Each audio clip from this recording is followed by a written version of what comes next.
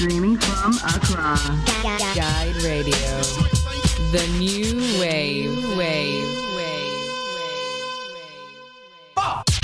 Hello, everyone. This is the Guide Radio. You're listening to Lady Pulos, and this is one of my many podcast sessions. Today, I'm joined in the studio with some very coolly dressed. Coolly? Is that a word? Coolly? It is. I believe it is. I thank you. Okay. I feel like... checked the Oxford Dictionary. You just checked. Wow. Just this moment. You're efficient. I'm fast. I'm a bit upset because I did not get the memo on the hats. You guys did not drop me that message. See, this is what happened. We were going for fedoras, then we decided hats last minute. Right? So we're like, you know what? Let's not complicate the day for lady. Let's just put the hat on. She'll appreciate it. I mean, thank you. You've got the blazer jacket. I had to throw it on just for you guys because I was like, I got to get into this pink. There's a lot of pink going on, and I just had to. And you picked pink to match the blue. It's happening. Lady, this is all happening. This is what happens in Guide Radio. So I'm joined with Carl and Alister, and I'm just gonna let them introduce themselves. Carl. So my name is Carl currently. I actually grew up here in Ghana. Moved to the United States in 2007, I believe it was. I went primarily for college. Ended up starting a business in Maryland. So I currently live in Maryland, and I'm growing that business as well.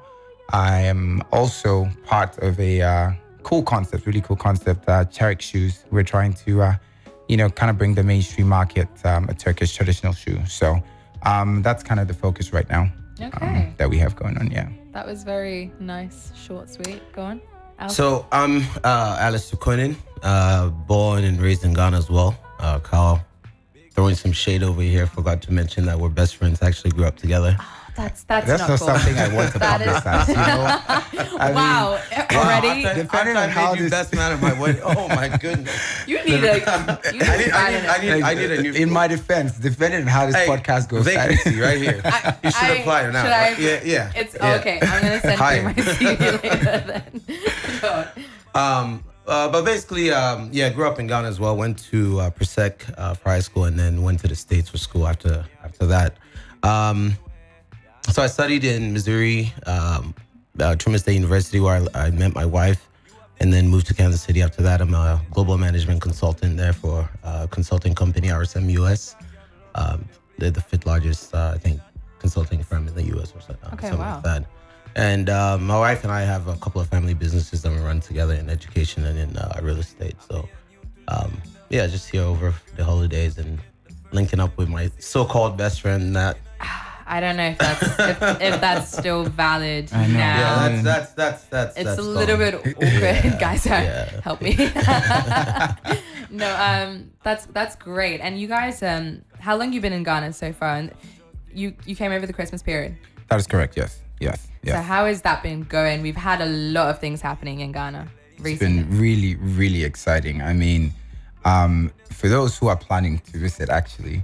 Ghana just happens to have a lot happening in December, which is nice. It's a very good time to be here. There's a lot of people, a lot of old friends, a lot of new people that you get to meet, but a lot of very cool events too. Arts exposes, different cultural events that, just keeps you busy. There's a lot to do. Finding time to do all of them is actually difficult. So it's a great time to be here. We've been able to take it and enjoy it. Great time, great destination as well for vacations. A lot of cool places to go. Very close to Accra as well. So, we're happy to be home. Yeah, definitely. For me, biggest thing for me is family, because most of my family lives here. So they do. Yeah, so it's just you over in Wisconsin, right? Kansas City. Kansas City. Yeah. I Close keep to thinking the about house. the cheese. I thought you were a geography scholar. But no, the Kansas City Chiefs are doing actually really well. So Hey, Kansas shout out City to in the Patrick house. Mahomes. Oh no, stop this. They're doing really well. They're killing it. I mean, I can't really get involved in this conversation. Go I honestly kept thinking Wisconsin. The cheese. The cheese. State. Yeah. I don't know what that I mean, is. it's close enough though. Well, not really. Okay, it's cool. It's fine. My geography teacher died a long time ago. She's still alive and kicking, actually. I'm very sorry. I'm so See why I don't call him my best friend? He just killed somebody right there. And threw me under the bus as well. Wow. Okay. My bad. But yeah, mostly it's to come back and connect with family and Yeah. friends, see people. So That's cool. And did you guys go to Afrochella? Yes. we did. So what's the Yes. verdict? What's happened? What's going on? Impressive. I was actually at the first one, the inaugural Oh, you Coachella. did? I did. I saw that one. And it was at Polo Club. It was a small venue. Obviously, they were now figuring a lot of things out. And clearly, the leaps and bounds have been made. I mean, Yeah. the concert just absolutely, they killed it. And, in short, they absolutely killed it. You had that festival experience, which I think was missing in the first one, because not enough people came during the day. So I felt like, excuse me, the stands and the whole be there for the festival during the day missing, that part was missing. It felt like people just came for artist performance, Yeah. just come and look at the stage and watch people perform. But this year they absolutely put in the time and put in the effort, and it actually showed on that day. They had like the Ludo board in like Oh, that human was really size. Oh, dope. did you That see- was that was size. awesome. That was really really dope. sick. Did That you was guys cool. play? I played. I actually did. My little sister. Oh, really? It was long, but sad. we did it for a few times. We were like, Rihanna, now that's you good. win. You win. Let's go get some killer with it, type of Right. vibe. But they killed it. It was good. It was good. I mean, definitely the highlight of my trip as well. And my wife posts on social media, and we've been to different places in Ghana. And when she posted about Afrochella, she, got a lot of questions and Very cool. inquiries Very cool. about, like, that's the one thing Yeah. out of all the things she posted that people were most interested in. So I'm big sure. up to them. It's Yeah. interesting you bring that up too, not to cut you off, Eddie, but I actually have done about 26 countries in this last 3 years alone. I've been traveling a lot. Wow. So I've built a small following of people who we just like for each other because of travel. And I got a lot of replies to story about Afrochella going next year in Ghana, Afrochella for sure. So I feel like this is the first time where people would be picking a destination with Afrochella as one of the primary reasons. That's Right. awesome. So that was cool. I was And really impressed. with that. awesome. Same. They're like, we're coming with you next year because we want to go to Africa. Definitely. Yeah. Yeah, I think it's fabulous because I guess if you get those 30-second infomercials on TV of like starving kids and they think, oh god, that's it, that's us, that's Right. that Yeah. that must be us for Yeah. sure. Like we're just all living in huts and we're not, you don't know how to behave and everything. But then you get opportunities where you see Afrochella happening and people get to see a different aspect and Very see true. the things that Africa and Ghana specifically has to offer. And I think that's great when, and what's interesting as well I'm sure for you guys as well, you've come back and actually even me, okay, even I, like I'm coming back to Ghana and it's a whole different perspective, I guess, in the terms of that. Like, how has it been like coming back and seeing all the different developments happening and I guess networking, as you said earlier? What is it? What's been going on? Like, can you give more clarity into that? Like, coming back as people who were born in Ghana. No, you weren't even born here. I was born. You were born in here and Ghana. you're born here. I was, Born in yeah, Ghana yeah. and then moved away Yeah. and studied and coming back. What's that like? So I mean, if it's okay if I lead off, but it's absolutely interesting how it's almost like when you go to a different country, right? You start to acclimate to a different country. You start to assimilate. You start to see certain things. And they say those who watch the media are misinformed, and those that don't are uninformed. But when you come back to Ghana and you actually remember exactly why this place is called home and the potential here, the amazingness that is Ghana, you start to really see the effect of the media. Because sometimes, like you're saying, I watch the media from the US and I'm going, wow, are they talking about, is this home they're talking about, Right. Yeah. So I think our generation especially, and with platforms like Afrochella and other platforms, taking the initiative to re-educate the public on their own little platforms has made a very big difference, And when you come into the country, you actually do feel the potential. You see it. There are a lot of very talented, well-educated, exceptional people who are here and call Ghana home. Yeah. So we have all the components of, the resources in terms of human resources is there. There are people to get the work done. And the development, I think, every time I come back, I usually try to come at least once a year. I see it. You see like, wow, buildings are going up. It's definitely developing as a country. And it's really cool to see and experience, definitely. Yeah. Alister? I think the biggest thing for me, it's kind of, there's two things. When you come back and you see certain things and you're like, oh man, that's the Ghana I remember, right? And then Right. there's a lot of cool things going on as well, especially with, our generation Yeah. and a lot of the entrepreneurship that you see going on, Afrochella being one of them, yourself. That's been pretty cool. I think the other aspect that has been cool to see is, going back to his point about the media and the way they portray, Ghana and Africa. I think social media has been a big game changer because now for the first time we're able to tell our own stories, right? So it's not just them coming here, finding some kid with, some fly in his eye and then, broadcasting that and telling you that's the whole picture. So it's frustrating. I think social media has changed the game quite a bit. And it was interesting. It was very heartwarming to hear. I was in Osu and there were these kids who were having a conversation. I think one of them was just talking about the way things had been done for a while. And she's like, well, just because it's been done like that for a while doesn't mean it's right. And, she was actually challenging. Really? Yeah, this was a random conversation I heard on the street. And these were, I'd say, 13, 14-year-olds. Wow, that's cool. Yeah, so that was really, cool. really cool to, experience and see that, at least the next generation coming are open to change. Because I think one of the biggest issues has been that we've just been stuck in our ways for so long. And finally seeing that there's a wave of change coming, especially for the future generation, has been awesome. Wow, that's a cool point. By the way, guys, that's my best friend. Oh, stop it. Come on, it's too late. I already... Actually, you know what? Since you've been sitting... over there, right So there.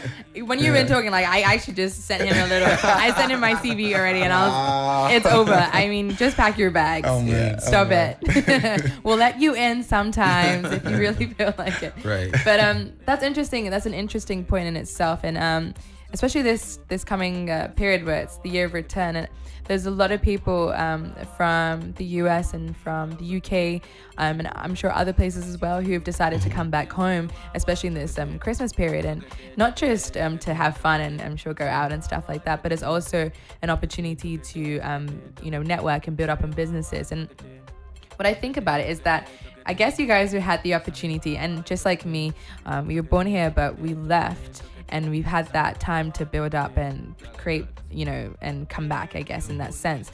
But, I wonder what it would have been like if you actually stayed here. Do you think there would have been a big difference in terms of how you would have, I guess, maybe your perspective on life, your thought process, even building your businesses that you have and have now, and even your mindset, your entrepreneurish, right? Entrepreneurish. I made it up. It's happening though. Let me Google that one. So. There's so many words today that I'm struggling to say. But you know what I'm saying? Like the mindset in that sense. Do you think there would have been a change? What do you think, Alister? Definitely. I think we've talked about this quite a bit. It's definitely the goal to eventually move back home because there's no place like home. Yeah. And to my point earlier, I definitely frequent Ghana because of family. I would like to be closer to my family and live close to family. So it's definitely there, and it's part of why we come as well. It's not just to go out and have fun, but it's to learn, interact, network, like you said, with people who have done it and kind of get that information and use it to also execute, in order to move back. So it's definitely in the works, and definitely in the picture for sure. But do you think that it would have your life would be different, but do you think it would have been significant? Do you think you would be at the same place you would have been if you stayed and lived here and done everything from here? That's a tough question. I'm sure it's like a. I think opportunity and luck kind of, right place, right time type of idea, right? Yeah. So, I have friends who have stayed, went through the system and are doing very well. Yeah. True. And others not so much. But I find myself to be, in a place today where, I can't just say it wouldn't happen if I lived here. Obviously, I'm definitely gonna give credit where credit is due. It has been much easier. The structures, didn't have to jump through too many hoops to get to, where I'm at today. But it's a tough one because I know people who have done it, and who's to say if I were here, I wouldn't have done the same. Sure.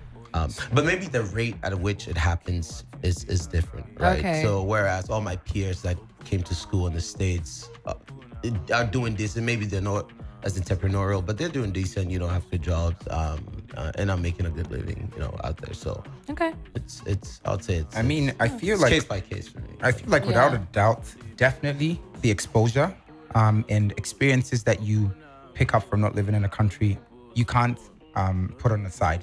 Those they kind of give you a different paradigm on how you view certain things and how you look at certain things, even businesses, right? So yes, I think there's a lot of opportunity in Ghana here, and even some of the people who stayed here in Ghana who are doing extremely well, I think are making it a point to see what is happening outside of Ghana, right? Because there's so much that needs to change and will change, but will take time. And there's so much that has already happened, and there are already structures, like you said, that are in place in London, in other countries, in the US, that I felt being in those countries gave us a front row seat to, right? Not to say that living in Ghana or growing up in Ghana is a quote unquote disadvantage, right? Because I feel like that in itself is a huge advantage. You learn the system, you know it well. Add that to knowledge that you can, gain from the internet and all these things. And I mean, that's a force to reckon with. And it's evident because there are people who are absolutely killing the game. There are people that actually look up to who haven't studied abroad, right? Yeah. But for me personally, and I can only speak to that because that's what I really know more about, is growing up in another country and seeing all the things that have gone right with certain industries and certain companies that started from nothing and how they did it in the American system kind of gives you almost like a blueprint that you can turn around and merge with the Ghanaian culture, right? So you see, this is what they did, this is how they did it. And then you can answer questions as to how can I do this in Ghana, right? And actually, it's one of the reasons why I really enjoy coming to Ghana, especially around this time too, is you get to get back in touch with the culture and the country that you potentially will be able to grow something in. So to answer your question succinctly, so it has had an effect, at least for me personally, in terms of exposure. I like the point he makes about exposure because this, moving around Ghana, you see businesses I thought, and even maybe Afrochella might be a good example where it's having that exposure of, maybe a Coachella or something like that, and then the light bulb goes off, and you're like, we can do something. Africa with needs this. it, And then you give it your own vibe and your own taste, and it becomes a success. So without that exposure, if you've never heard of a Coachella, how do you birth an Afrochella? So I think exposure is definitely key. The only other point I'll add to, and here are some of the things I've heard just interviewing around, networking, conversations, talking to people is, in order to get something done or get something set up in Ghana, you need quote unquote connections, and you need to know the right people as well. The right people. But it's the same if you're going to do something in whatever country, networking is key to the success of any business. Like you can't just up and put something on the ground. Like you need people anywhere you're gonna go. So sometimes I feel like it's deterrent for people wanting to come back. It's like, oh well, I don't have the right connections or this or that. But you can make it happen. You're gonna have to network. Anywhere you're trying to set up a business. So I mean, Accra is pretty small, to be honest. Absolutely. You're gonna end up knowing somebody who knows that person. It's always the case. Oh, no, this Put person yourself goes out to there. my church. Like, oh, really? Oh, okay. Isn't that the guy with Vancouver? You need to put yourself out. You can network the most actually at just church itself. Like there's so many, I'm telling you, like everybody comes in with a business card, like, oh, okay, what do you do? Oh, okay, call me. Like, oh, okay. Oh, I sell with fish sheets. Exactly. But on to add to that as well, in terms of exposure and everything, your wife, Alister, she's American herself. And I wonder what it's like for her in that sense of coming to Ghana and her perception on it, because I guess it's different for everybody. And in terms of if you're ever thinking about actually permanently moving over, what that would be like. It's different for a lot of people. Yeah, most definitely. So first of all, she absolutely loves Ghana. All of the rest of her family have been as well. Oh, okay. And so it's a great place, a great experience for her. And we had this conversation. So it's different when you come in for holiday, but versus moving here permanently. And she brought up the point of just not knowing the system. So for instance, when we come here, you have to, like, even when you go out and buy food or whatever, we bargain. Ghanaians like to bargain, right? All the time. Because you're gonna go buy something that's like 20 CDs, he's gonna start at like 150, right? So, and then you have to talk your way down. 150. Oh, trust me. Are you sure? Actually, okay, you know what? It sometimes happens to me. As soon as they see me, like, oh yeah, taxi from here to here is 9 CDs, but then all of a sudden it's 40. How did that happen? Exactly. So. Whereas it's different in America. When you go, the price tag is on there. You go, you scan it, you walk out. Right. So, she feels like, things like that. She's not equipped enough to know her way around, the system. And that's partly because of me as well. I think once you get here, because I know people who have moved here, I think once you get here and you get acclimated with the system, you're gonna find your way around. But I think you do need certain social skills. You need to pick up on certain things of the way things are done. Yeah. And we had to do the same when we moved, to America as well. Okay, sure. Like the code switching as well as Code switching, a little exactly. bit, right. So Yeah. there is a bit of that you need to learn. But I think there are certain things that you need to educate yourself about, the way things are done, the system, the people, how things kind of work in order to before you make such a move. Yeah, I think there's obviously a lot of things and I'm sure with you as well, Carl, when you go to different countries, you can't just go in and be like, well, this is how I do it in my nation. Because I think that is also one of the issues sometimes you find when maybe let's put in the perspective of foreign companies coming in and not truly understanding the demographic, not truly understanding the people, but then putting something in place and expecting people to consume it and say this is what it is, and so therefore I think it's best. And I think that's such an issue when you have this sort of mindset that our way is best, and then you're not thinking about Africa growing, you're not thinking about Ghana growing the way it should. But that's always an issue, especially when it comes to globalization. It's a big issue, cultural aspect, and then trying to develop at the same time, which I absolutely hate that word. I hate because it makes a nation sound like they're not as good as another nation. But everyone develops in different ways. Sure. There shouldn't be necessarily a grading system. Who sets the standard, right? Because at the end of the day, everyone has their way of doing exactly. Sure. So I definitely think that's it's definitely something to think about more as well. And there's so many things happening in Ghana. Like it's baffling, but I do know, and I think we were talking about this earlier, like some of the little things that probably irk you. What are the annoying things? In fact, let's be controversial about this, right? What are the annoying things? Goodness, where do we start? Are we gonna list it? Let's touch on a few of them. All right, who's gonna go first? I mean, wow. Carl's ready. I'm ready. I'm You've been ready. ready to download. But no, for real, like honestly, one of the things that we as a people, I absolutely love my country, don't want to change too many things about it, but one that definitely has to change is the way we approach customer service in general. Okay. Right? And I think we kind of bounced ideas around the table, what we think brought us to this point. But again, it's part of our culture. It's how we've approached certain things all our lives. But the whole idea that a customer walks in, right, and it's the guy behind the counter creates the perception that he's doing the customer a favor. It absolutely irks me and it kills me, right? Oh man, okay. I pull up and I'm like, can I have, Madam, please? I even call her Madam, right? Because I understand I'm in Ghana, right? I have to give her a post. I'm like, Madam, please, can I have one of the rice with the chicken? And then her reaction is that all, right? Like, she's not happy I'm about to patronize her business. She's asking if that's all. And then somewhere in the middle of the order decide to, please change the chicken. I say please, please change the chicken and give me the fish instead. And she gives me this look like my friend. Like, come on, we always stay that time here. So, obviously, if I was never been in Ghana, I understand it because I've lived here. I've grown up all my life.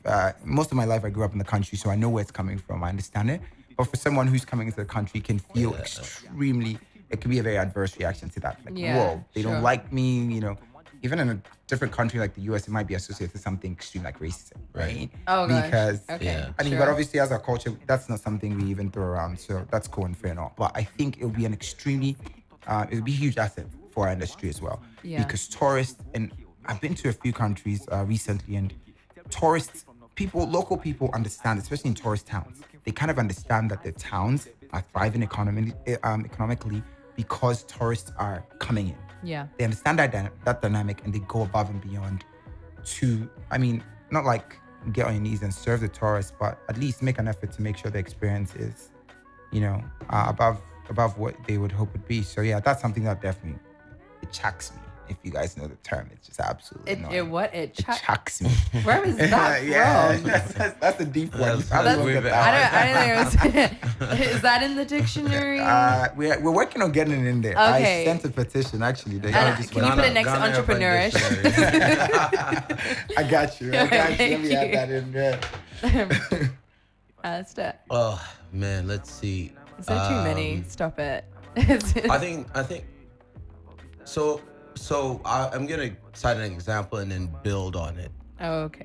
So for me, it's the trotro drivers. Really? Trotro driver. Yeah. I like trotro files, so be careful.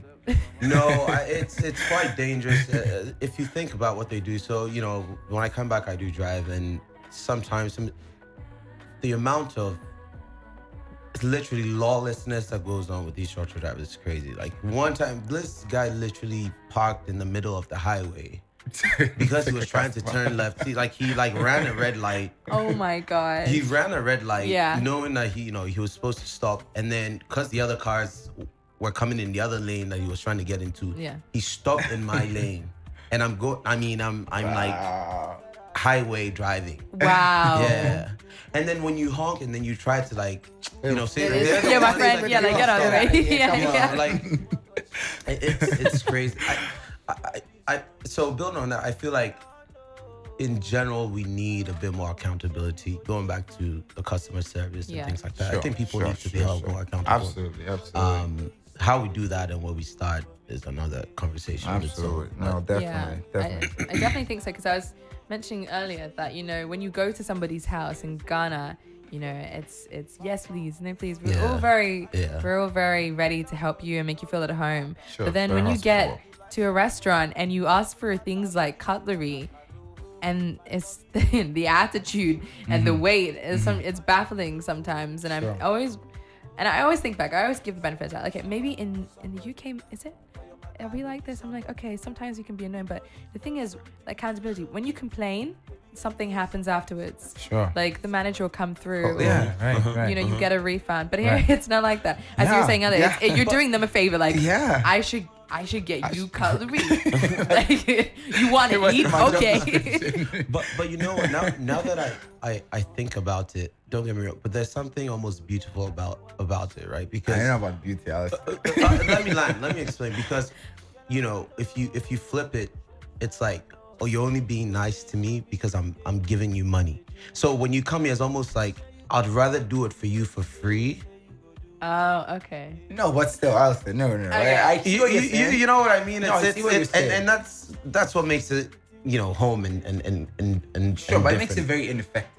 Ineffective. No, I don't. Now we've got ourselves. Hey, move away from me before I catch. We say a word and we're like, wait, hold on. Did I pick the right one? No. Everybody. No, I think it definitely needs to change, but I think the silver lining in there is I think I just maybe identify some kind of silver lining in there. But, Sure.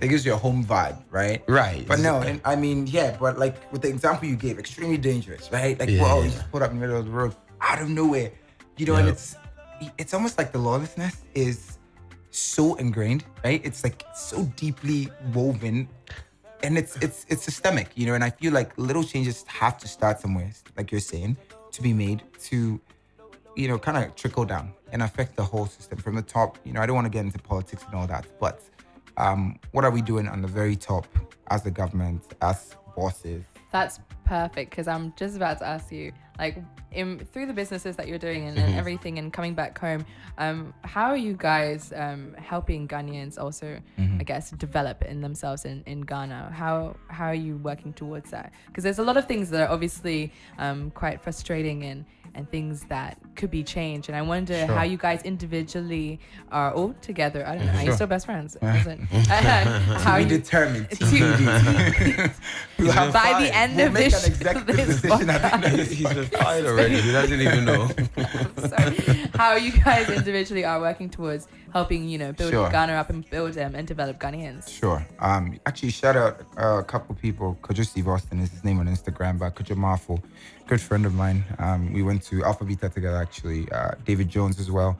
I'll throw a few names out here. But we actually had this conversation, and it's a platform we're working on building, where people who have, even people here in Ghana who have had experiences, who have had built businesses from scratch, who have, learned things from being abroad, come together and create some sort of a platform or a room where we can find, tangible ways of sharing that experience, right? Yeah. So be it programs where we go to schools and have an entrepreneurial one-on-one session where people come and ask questions and, kind of get to, feed into what we're doing, ask us questions if they need help along the way.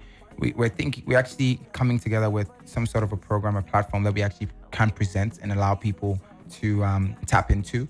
I'm really excited about that.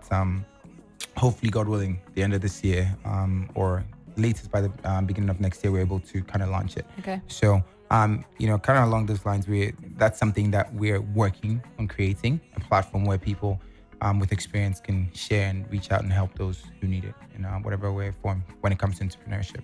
Okay, that's interesting. That's interesting because I'm sure there's a lot of young people, especially who are Absolutely. trying to find avenues and ways to Absolutely.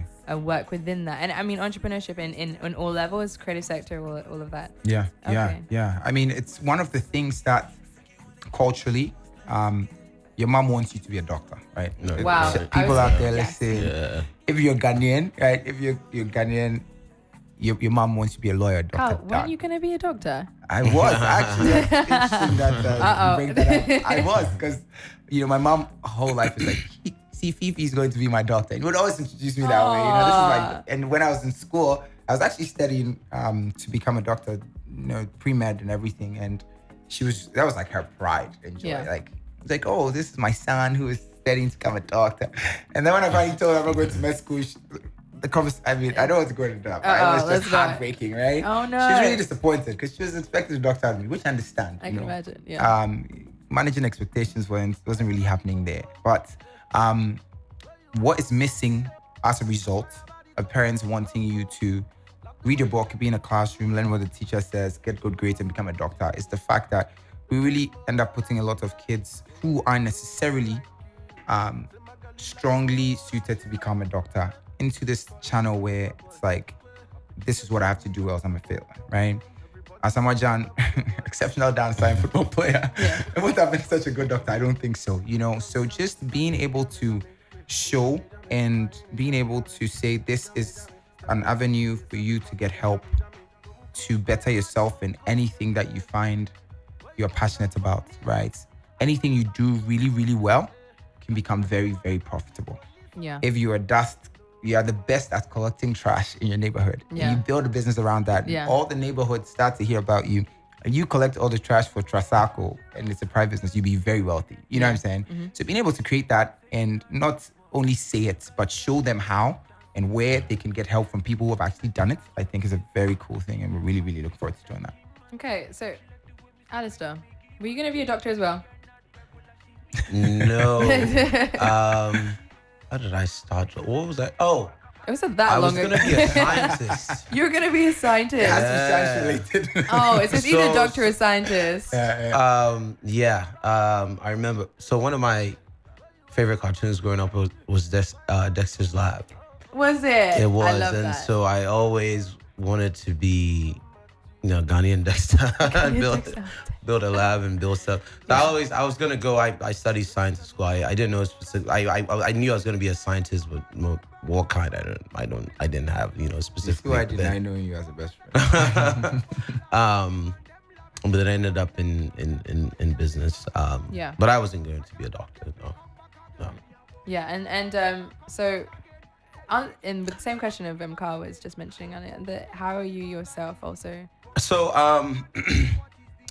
so it's not as direct as probably Carl's is, but Okay.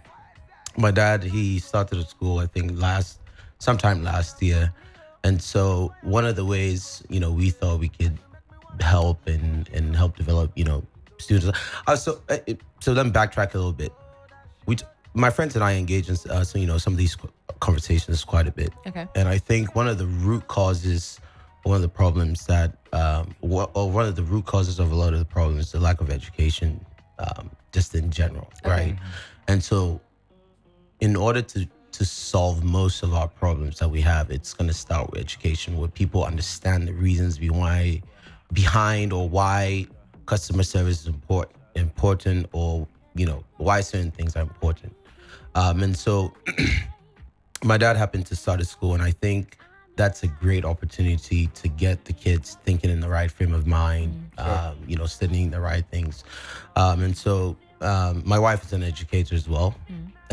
And so when we came this time around, we actually organized a professional development session for the teachers, in terms of collaborative learning and certain things that we feel will benefit the kids, as well as the teachers. And so trying to help with that and try to develop the minds of tomorrow, and kind of bring to them some of the things we've learned that we know have worked, and bring some of that exposure and the way of thinking, critical thinking, things like that.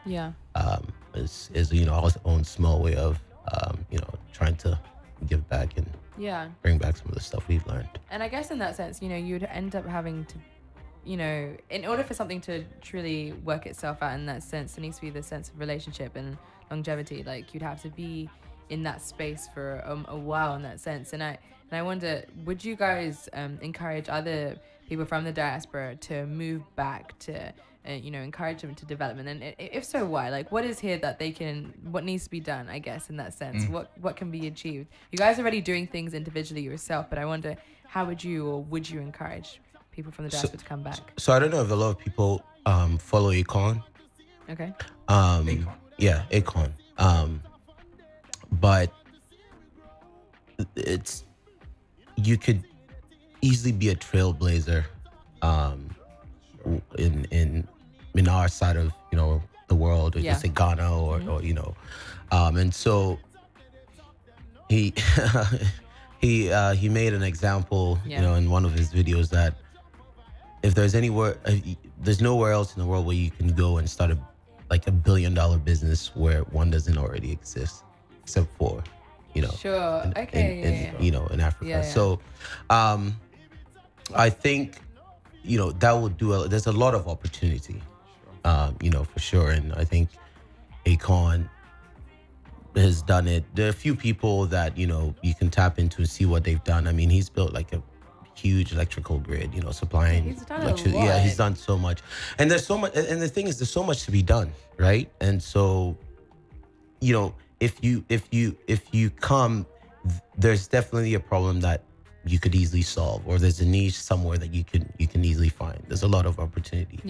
And so I think, yes, granted, there are going to be those frustrations or challenges, but you're going to find that everywhere. But I think the only differentiator really is the amount of opportunities that just exist, right? And to put it in Akon's words, right? Like, you just quoted it.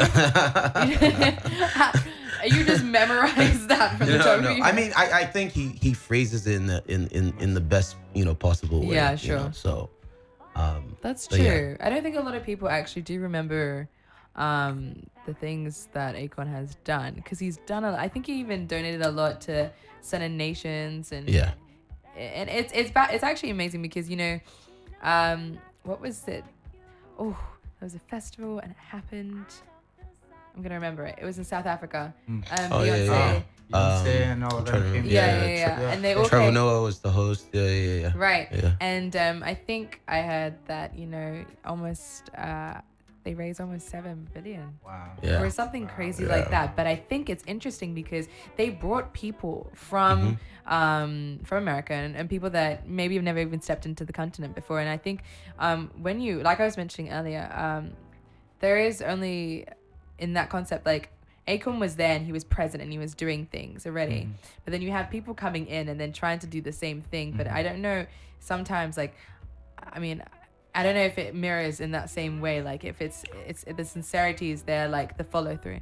The follow through is there for it. So and it's not just going to be beneficial to the people that move here. I think we as a region, as a continent, are going to benefit a lot. I think If you go back, you look at the U.S., the the amount of African American or black spending power, and not just the U.S. but in other countries as well.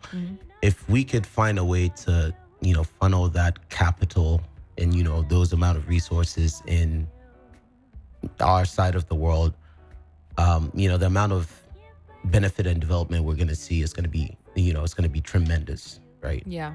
And so I think it's a very mutually beneficial move, for everyone, because we always talk about the issues in Africa and send $1 a day and feed, but if you are here and you're able to, create opportunities and hire people, you're solving two problems, at the same time, which is very cool. It's very cool for the people, of Africa, as well as the people who, want and are willing to, move back. Yeah. To kind of add on to what Alister was saying, opportunity definitely is the highlight. I think very virgin soil when it comes to a lot of industries that are already absolutely saturated in the US and London and Europe, right?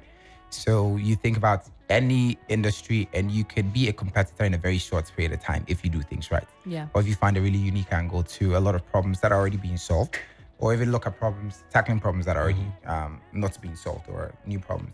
So if you started a business in Kansas City, unless you were completely reinventing the wheel, it's very rare that you'd start something that somebody already hasn't started. Yeah, it's true. Right? It'd be difficult. But here, even if you look at fitness, which is now... It's slowly becoming a thing now. It's slowly becoming a thing, exactly. It's picking up big time. So things like food prep and gyms are starting to pop up. But that's like 10, 15 years ago in the US, right? If I went to Maryland and I started a food prep company or gym, I'm one out of behind the curve. I can imagine, I'm going to struggle. Like here, you actually have the clientele. If you can target them correctly and position your business appropriately, you have a chance to kill it in any industry. So I think that was a very good point he made there in terms of the opportunity in Ghana. Yeah, so I think from this conversation, you guys, you've missed out a whole. We had like a whole conversation before this, but we've definitely learned, I guess, a lot, and it's great to hear the perspectives from both you two, because I'm sure a lot of people who are from either the diaspora were thinking about coming to Ghana, or those even just living in Ghana. There's a lot of things that a lot of people can learn, and as you said, opportunities there, and networking is very key in the way of moving forward. And I think that's just the key to getting Ghana moving and getting Ghana going, especially in this year of return that's been spoken about. Absolutely. But definitely. I just want you guys to not quickly, I speak really fast, you don't have to speak as fast as me, but just let the listeners know how they can find you, whether it's social media, Twitter, and also your the businesses that you're affiliated with and the things that you're doing. I think that'd be great, so people can keep following you guys and figure out what's happening in Ghana and also in non-Wisconsin, in Kansas City. I said it right. I got it right. Kansas City. Alister. Thank you. Entrepreneurship. What's the other one? Let's not go there. I'm going to list all the words that I said wrong today. Alister, why don't you give us some of your details so people can follow you? So really, I'm not a big social media user. You have a LinkedIn, right? I do have a LinkedIn. You do have a Yeah, I do have a LinkedIn. That's social media, right? Yeah, that is social media. Professional social media. That's a good way of saying it. So my LinkedIn is, Alister Quinnen. Okay. Kwenin, Alister spelled Alistair. Yeah, and anything with the orphanages and the things that you're working with. Oh, so no, my dad's school is it's called Phillips Education Center. Okay. It's out in Waja, and so if you have kids, and we're trying to do things differently. My wife is involved as well, trying to be innovative in the way we teach and the way we learn and train kids. For example, he said if you're not going to be a doctor or a scientist, then your parents start crying and things. So we're trying to change that. Yeah, that's awesome. Get kids learning in more cooperative and different ways, trying to be innovative with the way we teach our kids. So that's over in Waja. Okay. So yeah. That's awesome. Thank you. Cool. So in terms of social media, Instagram, Fifi is actually my middle name. So Fifi on tour, FIIFIONTOUR. Okay. If you're a fan of travel as well, that's It's a cool place to check some I'll be travel checking it highlights out. Yeah. Charix Shoes, CHARIX Shoes. That's another handle you can follow. Really cool thing we have going on there. So check us out as well. Those are two platforms that you can stay connected. Actually, I just remembered I do have a Facebook. If anyone is on Facebook still. Wow, you just remembered. Okay. MySpace. Let me give my MySpace, right? High five. Bieber, let's go. It's Alister Quinnen, same as my LinkedIn. Okay. My wife and I like to travel as well, so. Oh, so that's on there too? Yeah. Oh, that's cool. We Okay. post pictures wherever we go. So if you guys are interested, I really feel like no one really cares. Stop it. Everybody likes to stalk. It's part of us. No, but so guys, I hope you've enjoyed this whole time and hope you learned a few new words. Absolutely. I don't think I want to learn those words, to be honest. Why? Okay, you know what? It's cool. We're just having. Don't worry. I think we're best friends. What's happening? So guys, Sorry, sorry, bestie. Sorry. We're gonna be posting all of the links and for LinkedIn, Facebook, Instagram, and for track shoes and everything on our Instagram, Facebook, etc. social media. It's the Daily Guide. And this is the Guide Radio. I hope you guys are enjoying this. I'm going to go steal one of their hats now. And don't forget, you can get us on all social media platforms, Twitter, Facebook, Instagram, all of that. Follow us. You don't have a choice. I'm joking. And we'll be speaking to you guys. We'll be hearing from us soon. Peace. Thanks for having us. Thank you for having us. Streaming from Accra. Guide Radio. The new wave.